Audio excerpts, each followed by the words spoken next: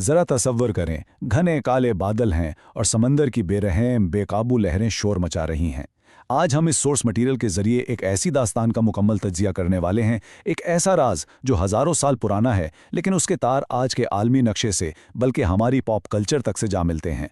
The chained entity, decoding the mystery of Astola island. हम इस दास्तान को बिल्कुल किसी सिनेमैटिक थ्रिलर की तरह एक्सप्लोर करेंगे जिसका आगाज समंदर के बीचों बीच एक खौफनाक तूफान से होता है। ये कदीम सफ़रनामा यहाँ से शुरू होता है। यहाँ अल्फाज कुछ इस तरह हैं कि अचानक समंदर का मौसम बदल गया और एक कश्ती पूरे 1 महीने तक, जी हाँ पूरे 1 महीने तक एक भयानक तूफान में भटकती रही। खौफ और बेबसी का आलम सोचिए। भटकते हुए नाउम्मीद मुसाफिरों की कश्ती अचानक एक बिल्कुल अनजान, सुनसान और पुरस्रार जजीरे के साहिल से जा टकराती है।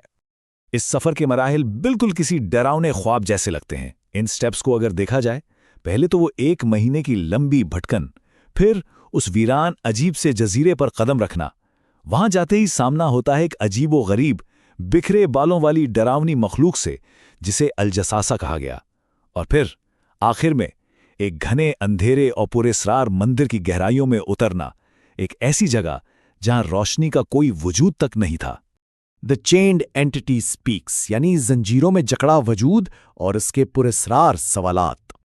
उस मंदिर की गहरी खौफजदा तारीकी में जब मशाल की धुंधली रोशनी पड़ी तो अचानक एक ऐसी शख्सियत सामने आई जो भारी मोटी जंजीरों में बुरी तरह जकड़ी हुई थी। और जानते हैं उस कैद शख्स का पहला सवाल क्या था? निहायत ही अजीब सवाल था। उसने पूछा, क्या बेसन के खजूर के दरख्तों में अभी भी फल आते हैं? जब मुसाफिरों ने हाँ में जवाब दिया तो उसकी पेशाई गोई बिल्कुल रोंगटे खड़े कर देने वाली थी। उसने कहा, बहुत जल्द वहां कुछ नहीं बचेगा। यहां आकर इंटेरोगेशन की रफ्तार अचानक तेज हो जाती है। दूसरा सवाल तबेरिया की झील के बारे में था। उसने पूछा, क्या उस झील में अभी भी पानी है? मुसाफिरों ने तस्दीक की कि हाँ, वहां बहुत पानी है। लेकिन उस जंजीरों वाले शख्स का अगला दावा और भी ज्यादा दहशतनाक था। उसने खौफनाक अंदाज में वादा किया कि बहुत जल्द ये सारा पानी पूरी तरह खुश्क हो जाएगा, बिल्कुल सूख जाएगा। इस सारी गुफ्तगू का क्लाइमैक्स ठीक इस तीसरे सवाल पर आता है। उसने आगे पूछा, और वो उम्मे पैगंबर, क्या वो मक्का से निकलकर मदीना में आबाद हो चुके हैं? जैसे ही मुसाफिरों ने इस बात की तस्दीक की, उस कैद शख्स ने अपनी असली पहचान जाहिर करने का फैसला कर लिया। एक ऐसी पहचान जो सदियों तक दिलों में खौफ बिठाने वाली थी। सोर्स के मुताबिक उस शख्स ने दावा किया कि वो दज्जाल है। इस्लामिक ट्रेडिशन में दज्जाल एक ऐसी शख्सियत है जिसके बारे में ये पेशगोई की गई है कि वो दुनिया के आखिरी वक्त नमूदार होगा, और ये दावा किया गया है कि वो मदीना के अलावा दुनिया के हर हिस्से में जाएगा। उस अंधेरे मंदिर की गूंजती खामोशी में उसने ऐलान किया कि वो बहुत जल्द उन भारी जंजीरों से आज़ाद हो जाएगा। मशरिक की तरफ इशारा और तहकीक के अहम जुग्राफियाई सुराग। अब उस तारीकी से निकलकर जरा तहकीक की रोशनी में आते हैं। जब इन मुसाफिरों ने यह सारा वाकया पैगंबर को सुनाया तो सोर्स हमें कुछ निहायत ही अहम जुग्राफियाई इशारे फराहम करता है।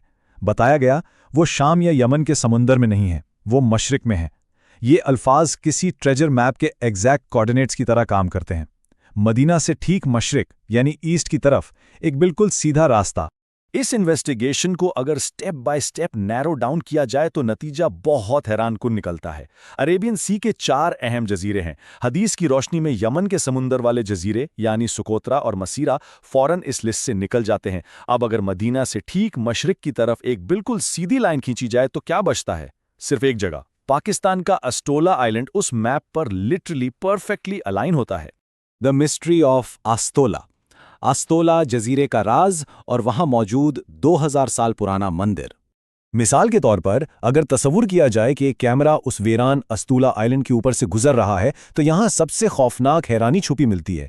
एक तरफ सोर्स में बताया गया कदीम मुसाफिरों का बयान करदा अल जस्सासा यानी एक इंतहाई बालों वाली डरावनी मखलूक, और दूसरी तरफ आज इसी जजीरे पर मौजूद 2000 साल पुराना काली माता का मंदिर।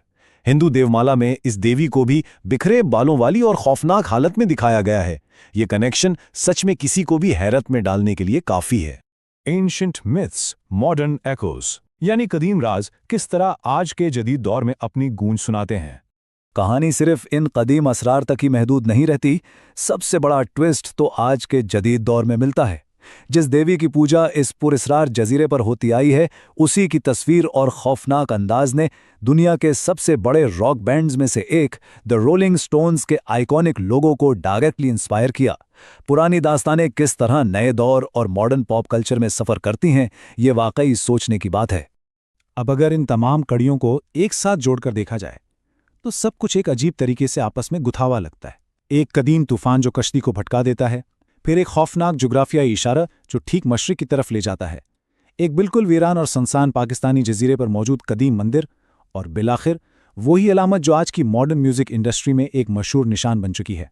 तो आखिर में ये सवाल जहन में घूमता है, क्या ये सब कुछ महज हजारों साल पर मबनी दिलचस्प इत्तेफाकात हैं, या फिर एक ऐसी कदीम कहानी की गूंज जो आज भी रोज़मर्रा की ज़िंदगी में हमारी आंखों के बिल्कुल सामने आहिस्ता आहिस्ता खुल रही है?